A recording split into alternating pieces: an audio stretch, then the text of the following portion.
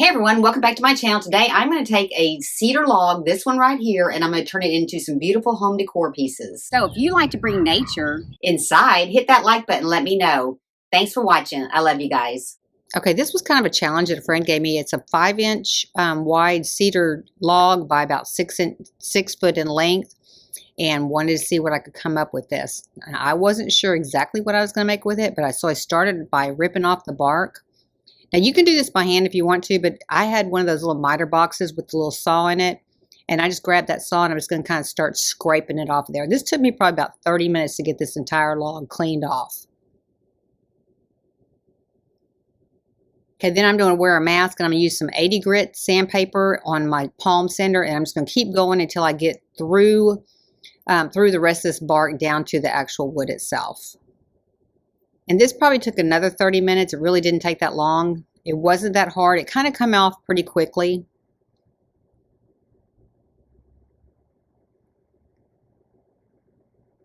Just kind of work it back and forth till you get it completely down to where you can see the grain of the wood on the wood itself. And you can start seeing it right there at the top part where it smooths out pretty good. And then I went and I cut the log in half because I only wanted a part of it, so I did reduce it down in size so it was a little bit easier to handle, and I'm coming back in and doing a little bit more sanding on it. Then I'm going to go in there with some 120 grit sandpaper, and I'm going to sand it again. Then I'm going to come back in here in a minute with some 220 grit, and I'm just going to keep going until I get it as smoothed out as I want. Now 220 was the trick. It got it all the way down to being so smooth, almost like glass.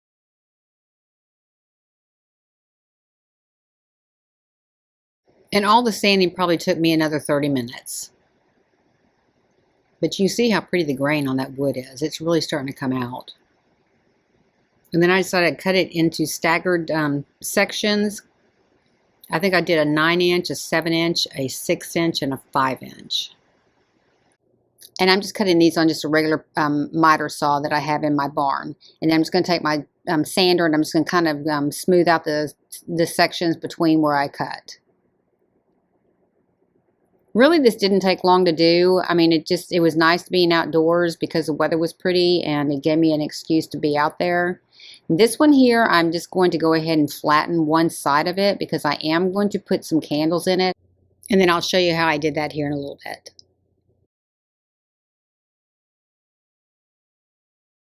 Just kind of just go back and forth, and just make sure that you are going all the way across at one point, because you do want to make sure that it is level once you turn it back over.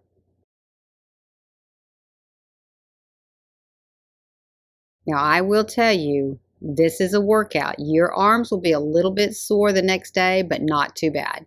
Now I'm going to go ahead and take them, put them in some foil. I'm going to wrap them up, and I'm going to put them in the oven over 250 degrees for 2 hours. And that way it'll get all the bugs out. And don't skip that step.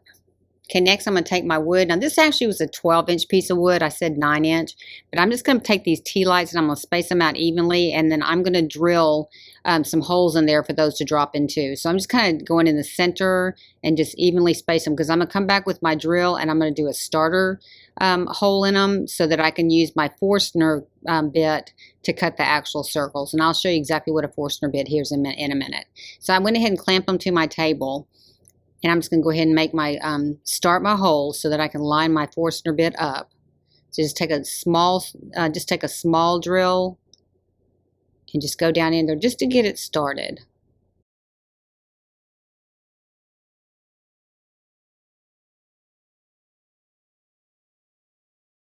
And then that bit right there, that's the Forstner bit. That's what's going to actually cut your holes. And it just kind of goes around and around in circles and kind of starts shaving it as you're going around. And I'm just marking the center of that into that hole so I can start it. And that's why I drilled those holes. I'm just trying to line it up now, and I'm just going to starting it. And I'm just going to go down to about I'm going a little bit bigger than the tea lights, but I'm going to go down about as tall as the tea lights. And then you just kind of, if you push on it, it works a lot better. This tool isn't really hard to use at all. You just got to take your time on it, but it does start chipping it away, and it does start chipping away fast after you get into the wood a little bit deeper. And I'm just going to start all of mine, and then I'm going to go back and start making them a little bit deeper as I go. So I'm just going to start each one of them and then come back. And you can see that one actually went through a lot faster.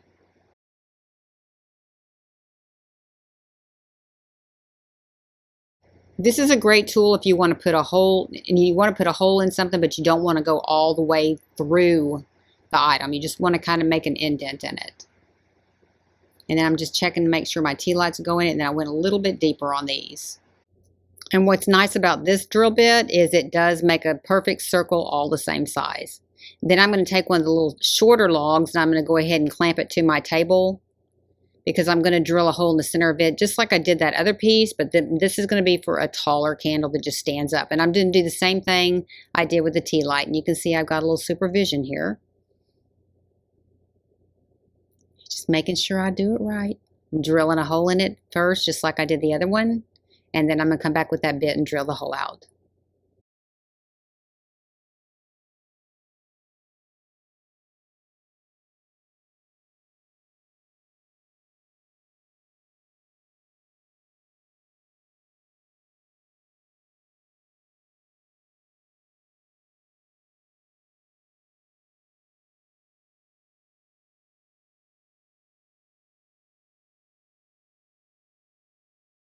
Just kind of push on it as you're going. It goes pretty quick.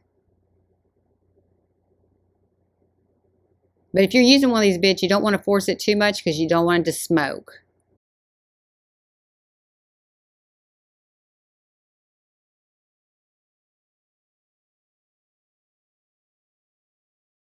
Okay, now that I got them all done, I'm just going to coat these with some Armasil. It's a oil and polyurethane coating for it. Just kind of mix it up. It is an oil base, so you do want to protect your surface. I have foil underneath my paper because it does leak through. And be sure and wear gloves. And then I'm just taking a regular old rag, and that's what I'm going to apply it with. And I'm just going to lightly put a coat of this on. You can put as many coats as you want. I only ended up putting one coat on all of mine, and it just turned out so pretty. It really brought that wood grain out. Now, it did, on this one, it really didn't lift the wood grain. If yours does, if you do something like this and it lifts the wood grain, you might want to lightly sand between it and then come back in with the Armasil again. And I did this with all of my pieces on the ends and on the whole sides. And I'm just using a couple of these for candles, and I'm going to use a couple of them for just plant stands. So I end up getting like 6 pieces out of that log that size. And you do want to make sure that you just set these aside after you finish them and just let them dry real good. But you can see how pretty that wood grain is. Now, this is a cedar log. I don't know if I said that in the beginning, but this is a cedar log. Just the wood grain really came out in that. Then I decided, I wanted a couple of them that weren't with the yellow hue on them. So I came back in to see if I could stain them with some whitewash Minwax stain, and they did lighten up pretty good. So I did do a couple of them that were lighter. And you could actually stain it before you put the Armasil on there, and it'd probably look a little bit better. But it did lighten it up. It kind of gave it a, kind of a grayish look to it, and that's kind of what I was trying to achieve. But if you are going to put a whitewash in on it or stain it or something like that, make sure you get into all the little crevices. Okay, and then there's the difference between two. That really lightened that up. Okay, next I'm going to take some jute, and I'm just going to wrap this around one side of the little log that I did the little tea lights in, and then I'm just going to tie a knot right in the top part. Any of these would make great gifts. I mean, they'd make great craft fair selling items. It really didn't take a lot of work, just a little bit of time. Okay, if you like these kind of videos, be sure and give me a thumbs up. Or if you like the kind of videos where you make something out of nothing, I'd love to know it in the comments below. If there's something that you'd like to see me make on my channel, I'd love to see that in the comments also. And if you want to see future videos, be sure and subscribe and ring that bell to be notified when I have a new video upload. Thank you so much for watching. I really appreciate it.